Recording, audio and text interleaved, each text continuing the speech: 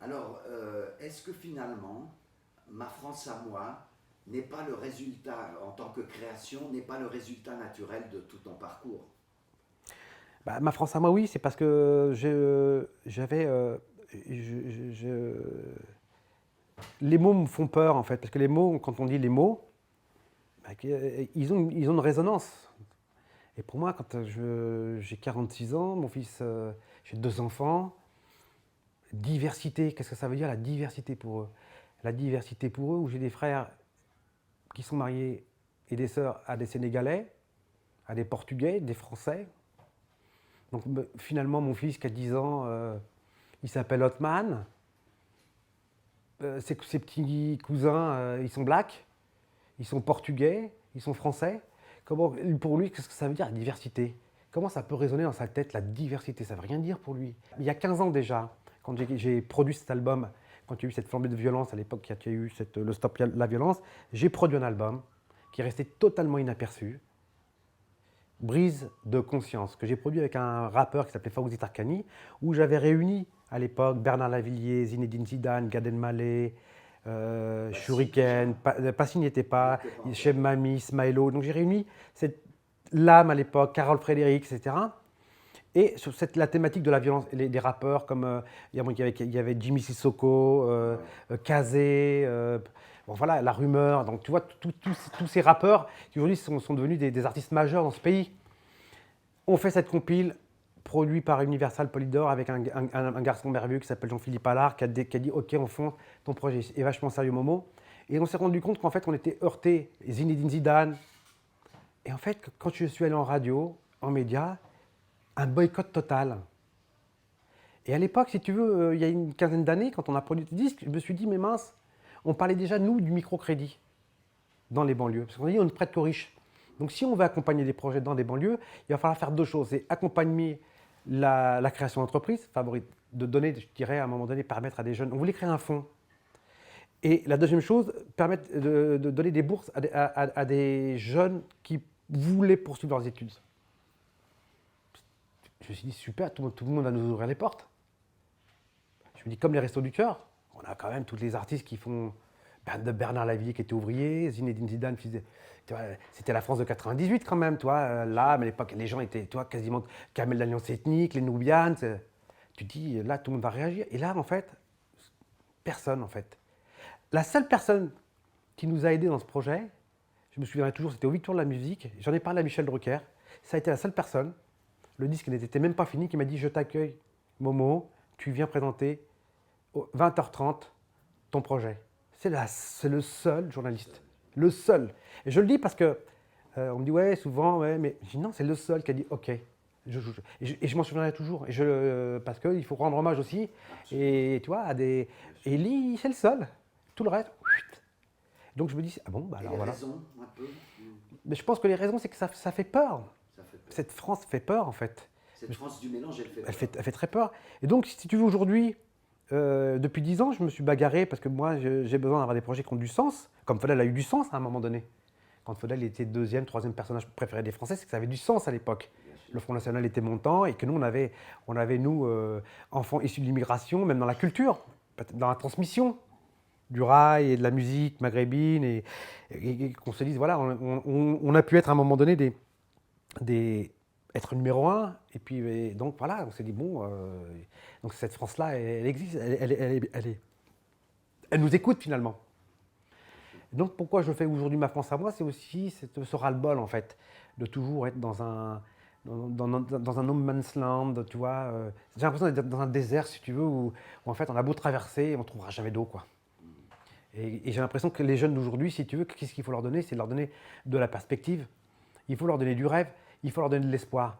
Et moi, dans mon expérience, c'est ça que j'ai envie de leur donner. Parce que moi, j'ai travaillé avec beaucoup d'artistes. Je suis allé aux États-Unis, j'ai beaucoup voyagé. Je suis allé en Afrique, j'ai vu puis j'ai rencontré beaucoup d'artistes de musiciens internationaux.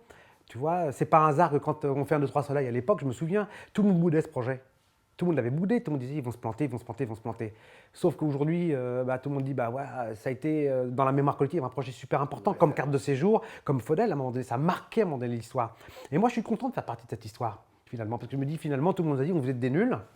Et finalement, on a dit, finalement, on se rend compte que quelques années après, on nous traite toujours de nuls. Et je le vois encore, la résistance qu'on peut avoir par rapport à Ma France à moi.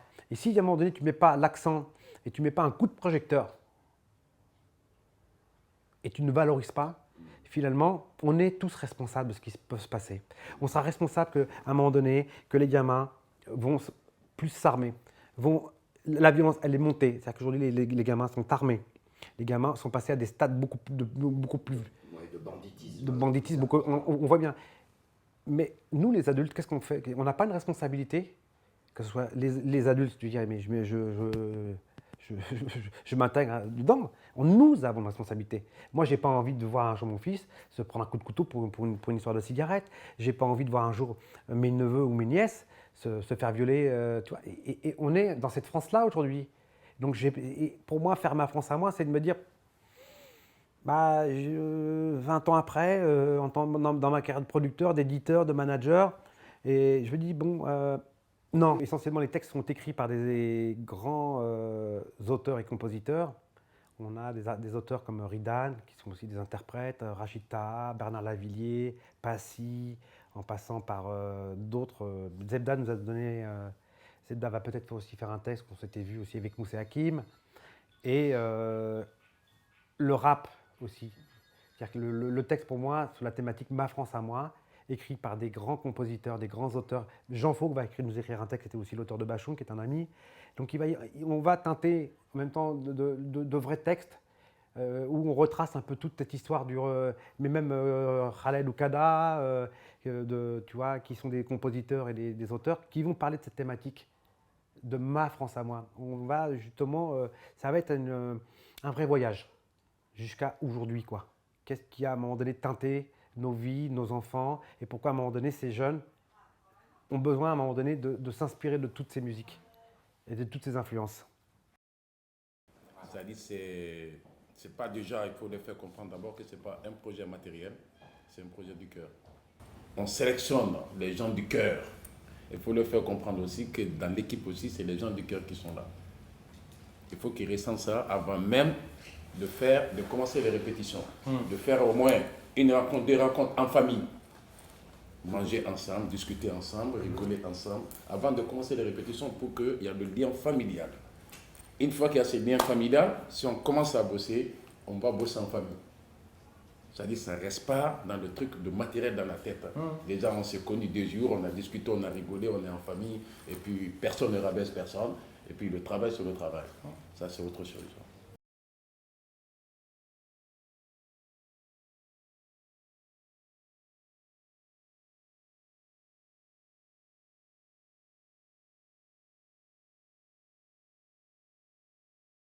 La grande première, c'est le 29 juin. Là, il faut savoir, on commence en décembre ou on commence en janvier, à quel moment, quelle date, quel jour, ainsi de suite. Oui, on a un rétro-planning déjà prévu, si tu veux. C'est pour ça qu'on a commencé à demander à Philippe à Los Angeles. On est en train de voir un petit peu au niveau des titres. C'est pour ça que ce serait bien d'avoir l'album aussi d'Astan. Oui. Hein, Oui. pour sélectionner éventuellement les titres qui pourraient être dans cet album. Oui. Si tu veux, pour pouvoir voir quels vont être les titres phares. Et surtout pour Philippe à Los Angeles, si tu veux. Parce que tu vois, comme il va y avoir des couleurs dans l'album, je pense qu'ils vont aller dans de l'afro avec ce qu'a fait Aston, un petit peu rap. Tu vois, il y a quand même pour nous, le triangle, c'est l'Afrique noire, l'Afrique du Nord, la France et les États-Unis. Comme disait André, c'est un peu le triangle, si tu veux. Et comment la musique a pu traverser, si tu veux, toutes ces années, ces générations. Et comment aujourd'hui, si tu veux, nos jeunes, comme moi, mon fils, par exemple, qui aujourd'hui il a 10 ans. Et pour les anciens killers, là, tu es en train de faire un truc que tu sais pas. C'est comme si quelqu'un dormait dans la boue.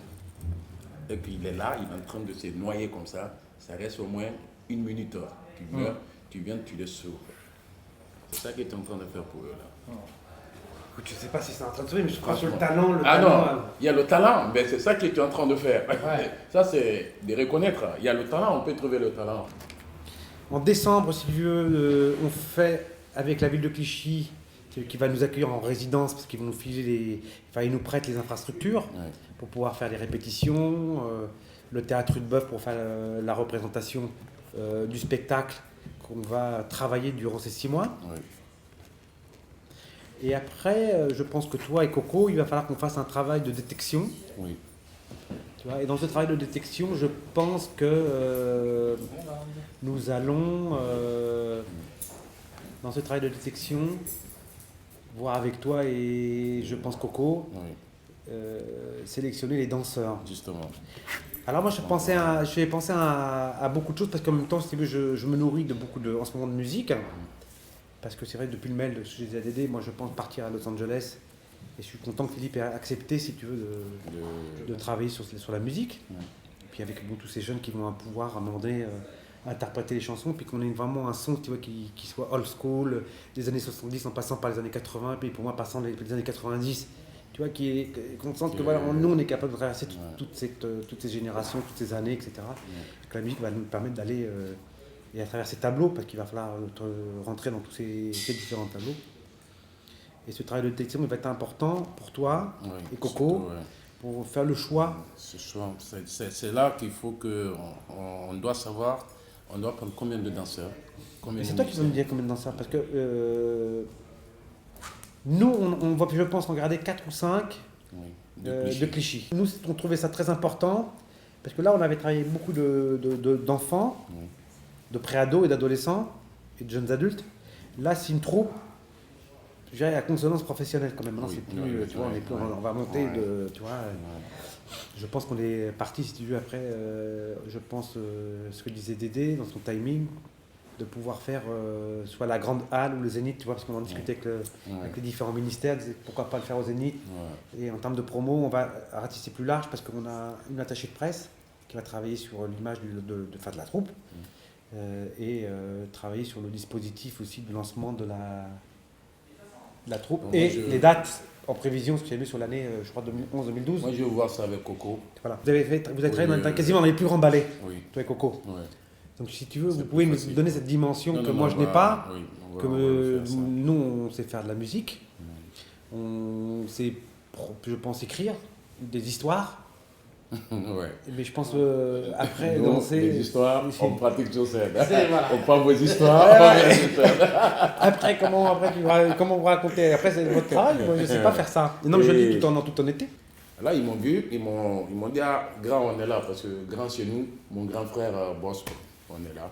Il dit, qu'est-ce que je peux faire pour vous? Je dis, d'accord, moi, je suis dans une création et je n'ai pas le temps pour vous, mais j'amènerai votre CD et je en parlerai à Momo.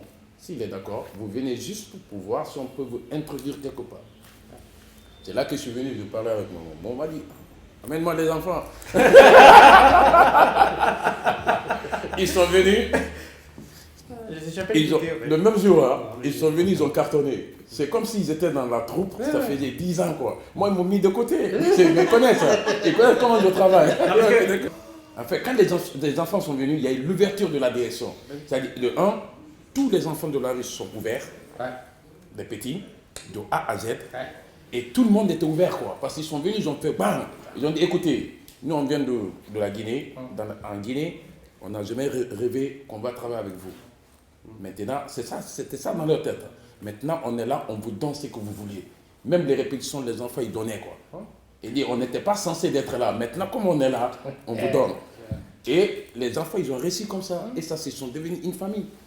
Et là, quand je suis arrivé, il y avait 3 filles guinéennes qui étaient dans la troupe, Ma France à moi, qui avaient l'album du petit. Elles écrivaient et ils apprenaient. C'est-à-dire parce qu'ils regardaient ça, la télé guinéenne, ils apprenaient, parce que c'est des stars là-bas, maintenant ils ont chanté. Donc, les clips là, les stars guinéens, les petits là. Les clips là, quand tu allais les filmer là, comment les petites filles là derrière, c'est des stars. Alors la petite, elle apprenait, quand je dis les instant killers vont venir, la petite vient me voir, elle dit, les vrais? Les vrais même. Attends, les vrais là, ils viennent à Clichy ici. Quand je suis venu, ils sont là. Ils ont appelé leur maman, ils sont là. Ça a ouvert autre chose, ça a créé une autre ambiance et ça a créé une famille quoi. Ils sont devenus des amis avec des petits poppers, tout, ils apprenaient ensemble, telle personne donnait ça, telle donnait. Il y a eu une compétition, mais une compétition de rue. Depuis quelques temps, j'avoue que la transmission me semble une évidence. C'est pour ça que toute cette belle aventure avec Clichy, pour moi, faisait partie d'une logique des choses. Voilà, ça m'est tombé dessus et puis c'est quelque chose que j'ai envie de continuer parce que ça m'a permis de voir qu'on a plein de choses à faire encore et puis qu'on peut vraiment écouter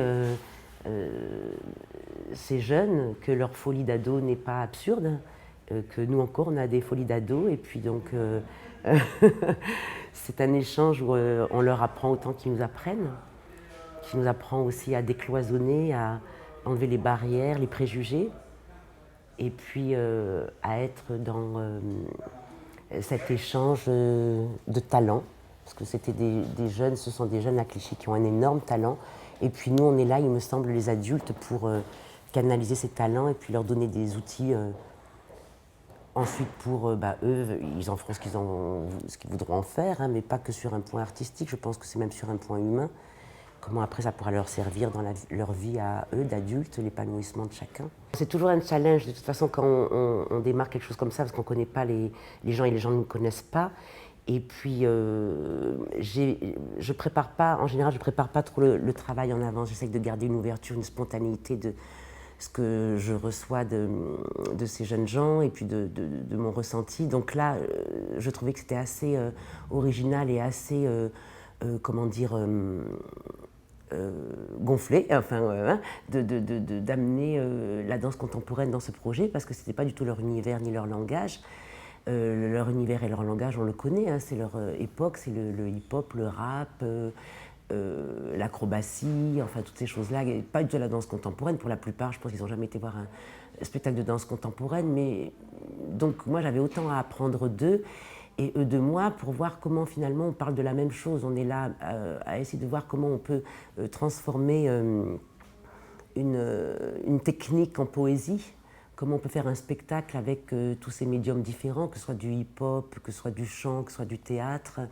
Comment un langage chorégraphique, finalement, pour moi, je n'ai pas du tout un regard sur le vocabulaire, comme on dit en danse. Ça peut être de la danse africaine, ça peut être de la danse orientale, ça peut être du hip-hop. Je pense qu'à partir du moment où on parle de danse et d'expression comme ça, à travers le corps, tout est possible. Et effectivement, je me suis rendu compte que c'était vraiment des jeunes gens qui maîtrisaient parfaitement leur langage chorégraphique, le Crumps avec Marion. Donc c'était important pour nous d'échanger et de voir que ce vocabulaire-là pouvait être utilisé de manière tout à fait artistique et tout à fait profonde et intéressant, et pas que dans des petites niches. Bon, ça c'est les hip-hoppers de banlieue, ça c'est la danse contemporaine pour le théâtre de la ville, et ça c'est... Donc ça, je trouvais ça enrichissant pour eux et pour moi-même aussi, de voir que c'était un langage chorégraphique et une physicalité et un talent donc, de danse énorme, parce que même s'ils sont peut-être pas canalisés, peut-être que souvent c'est même, je dirais, sans formation vraiment, c'est étonnant. C'est étonnant. Ils m'apprenaient même des fois, j'avais l'impression d'être là et de leur servir à rien, parce que c'était plus eux qui m'apprenaient que moi-même. Donc voilà, je ne sais pas si j'ai vraiment répondu à ta question, Mehdi, mais voilà, je pense que mon parcours avec celui de la mine de pédagogue dans ce sens-là, il est utile déjà dans quelque chose de technique et de donner une conscience du corps. Parce qu'il y a un moment, quand on a 20 ans, on peut faire plein de choses. Et puis si on veut continuer à danser, comme eux, ils vont vouloir continuer à danser, j'ai vu plein de danseurs hip-hop, au bout de 10 ans, ils arrêtaient. Ils arrêtaient parce qu'ils avaient les cervicales pétées, ils avaient le corps cassé à cause du macadam, à cause de faire des choses sans s'en rendre compte. À 20 ans, ça passe, à 30 ans, ça passe plus. Donc ça, c'était déjà intéressant de faire ce point avec la danse classique dans un rapport de technique. Ces jeunes-là, ils ont leur manière de s'exprimer, mais et moi, c'est ce que j'aime beaucoup travailler avec eux, c'est que moi, ça m'apprend beaucoup, dans le sens, ils n'ont peut-être pas les mêmes mots que nous, mais il ne faut pas oublier qu'ils ont une sensibilité énorme, et que si on sait les écouter, ce qu'ils disent, mais c'est carrément...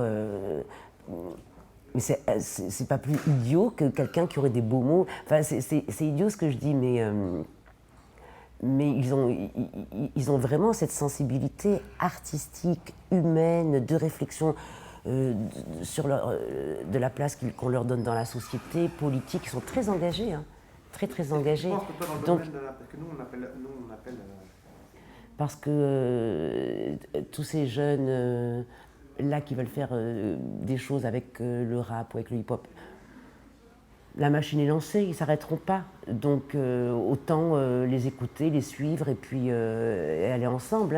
Au début, quand je suis arrivée à Clichy, j'ai commencé à les faire allonger au sol. Moi, j'aime bien démarrer par le sol parce que c'est pas de la méditation, mais mettre un petit peu. Je trouve qu'au niveau de la concentration, c'était énorme de leur apprendre à se concentrer parce que c'est un petit peu le problème. À cet âge-là, hein, jusqu'à même des adultes encore, hein, qui ont ce problème de, comme on a un truc de zapping, de speed et tout ça, je trouve que la concentration est quand même essentielle pour pouvoir se concentrer au moins une demi-heure sur ce qu'on fait. Bon. Mais plus que ça, je pense que ce qu'on transmet, c'est notre énergie de vie. Ça, pour moi, c'est essentiel. À partir du moment où on a du respect pour eux, ils ont du respect pour nous. Moi, j'ai eu aucun problème ni d'autorité, ni de... Voilà, les choses étaient en place. Ils étaient, eux, à leur place, moi à la mienne, avec les ponts qui se font entre nous.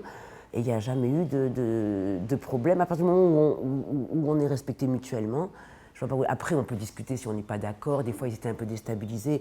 Oh, mais Coco, c'est quoi ce truc mais quoi, vous aimez pas? Je les faisais beaucoup marcher, parce que pour moi, c'est essentiel en scène de savoir marcher.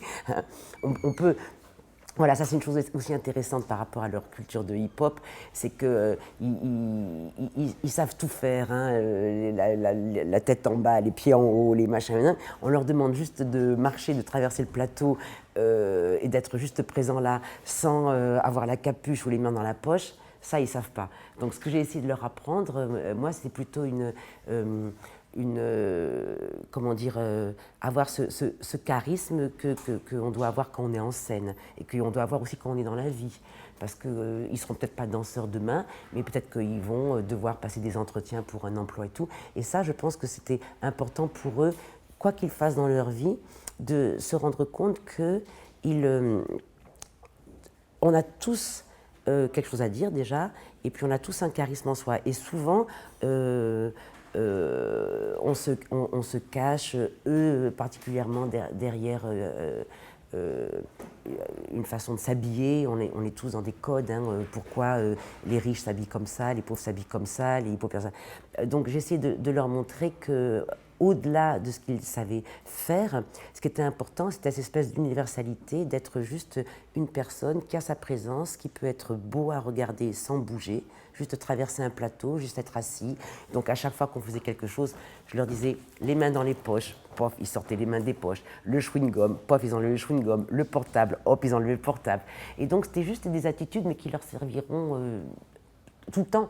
Alors, à un premier rendez-vous d'amour peut-être, à une interview pour un futur job, pour moi, c'est des choses un petit peu, ce qu'on dit en danse, des fondamentaux. Les fondamentaux, c'est des bases, c'est les clés. Et après, je pense qu'une fois qu'on a ça, on peut être libre. Ce qu'on peut appeler un homme libre, je pense que c'est quelqu'un qui possède cette richesse en lui de se dire ma vie est à moi, je peux m'habiller comme je veux, je peux m'exprimer comme je veux, mais en tout cas, voilà, c'est moi qui suis là. Je pense que les moments forts ont été quand je doutais et qu'ils m'ont montré que eux, ils ne doutaient pas, qu'ils aimaient faire ce qu'ils étaient en train de faire et que voilà, je dirais que les moments forts, en fait, c'est eux qui me les ont amenés C'est étonnant, c'est quand même des enfants qui me rassurent sur mes doutes. Donc j'imagine que eux, peut-être qu'ils diront que leur moment fort, c'est quand moi je les rassurais sur leurs doutes. Donc je pense que les moments forts ont été justement dans la difficulté, ce qui paraît paradoxal. Et ensuite, le moment quand même le plus fort, c'est quand on est arrivé sur le plateau et que là, tout a commencé à se mettre en place. Et que j'ai vu vraiment des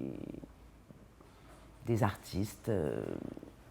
Ma France à moi, ça a été une rencontre entre Momo Mestar et puis les jeunes de la ville de Clichy et le service jeunesse, pour se dire qu'on pouvait en ayant de 11 à 30 ans, après un casting, monter sur les planches du Rudebeuf, c'est le théâtre de la ville de Clichy, et présenter un spectacle autour de l'identité. Donc qu'est-ce que c'est qu'être jeune à Clichy, être jeune en 2011, comment est-ce que l'on ressent ce pays qui est le nôtre, donc qui est cette France que l'on défend, pour laquelle on danse.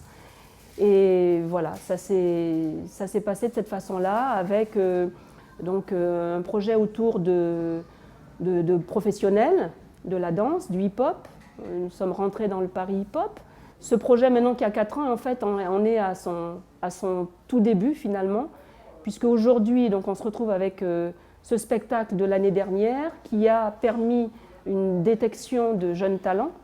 Et ces jeunes talents ne vont pas en rester là, c'est-à-dire que moi, ce que je souhaite de mieux pour eux, c'est qu'ils puissent aller sur une professionnalisation pour ceux que ça intéresse, et qu'ils puissent donner le goût aux plus jeunes de s'accrocher aux planches, de s'accrocher au travail. C'est énormément de travail, hein. Le hip-hop, c'est pas uniquement faire du hip-hop dans la rue, c'est pouvoir montrer ce que l'on sait faire, montrer toutes ses capacités, et puis être en mesure d'être repéré par les professionnels, par les artistes, qui sont toujours à la recherche de jeunes talents dans nos villes. D'une façon plus globale, c'est toute cette diversité, toute cette richesse que l'on retrouve dans notre jeunesse. C'est une jeunesse qui est bourrée, qui a plein de possibilités, qui ignore souvent ce dont elle est capable. C'est une jeunesse talentueuse et diverse tant au niveau de ses origines qu'au niveau de ce qu'elle peut produire. Aujourd'hui, si on n'est pas en mesure, nous, les élus, les politiques, les professionnels, de détecter cette jeunesse-là, qui fait partie de cette France-là, c'est la France de demain en fait.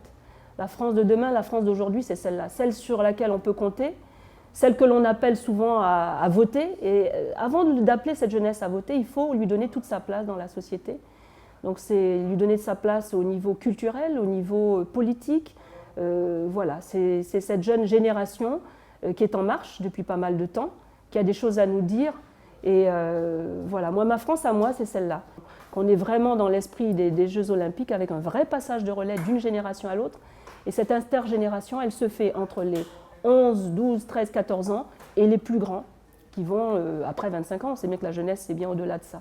Donc il y a vraiment quelque chose qui s'est construit dans cette intergénération-là et qui ne va pas s'arrêter là. Voilà. Pourvu qu'il y ait encore davantage de politiques qui s'intéressent à nos jeunes en matière de hip-hop, en matière d'art urbain, de festival d'art urbain. Ça fait le tour de la planète. À Clichy, c'est bien né, bien ancré. Ils savent qu'ils ont une écoute. Et donc, voilà, c'est pour ça que je dis que l'Urban Festival va sur ses 5 ans, mais en fait débute aujourd'hui, quoi.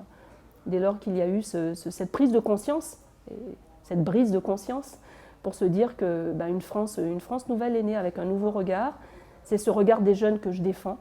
Et j'appelle le maximum de jeunes à venir frapper à la porte des politiques, parce qu'il y a forcément des politiques qui sont en mesure d'écouter cette jeunesse-là pour faire que des projets comme ça aboutissent.